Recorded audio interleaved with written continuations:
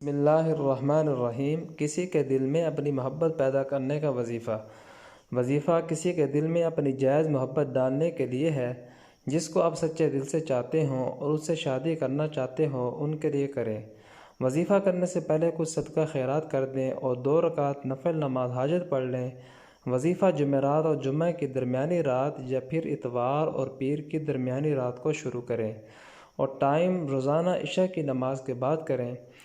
3 مرتبہ اول آخر درود شریف پڑھ لیا کریں۔ 300 مرتبہ یا ودود یا رؤوف یا رحیم پڑھنے کے بعد آپ جس سے محبت کرتے ہو اپنی آنکھیں بند کر کے اس کا تصور کریں اور پھونک مار دیں۔ پھونک مارنے کے بعد اللہ سے دعا مانگیں۔ دعا مانگنے سے پہلے بھی درود پاک پڑھ لیں اور جسے بھی چاہتے ہیں یہ دعا کریں کہ یا اللہ اس کے دل میں میری محبت پیدا کر دے اور میری اس سے شادی ہو جائے۔ دعا سچے دل سے مانگیں۔ وظیفہ کی مدت کم از کم 11 دن یا پھر 41 دن تک کریں۔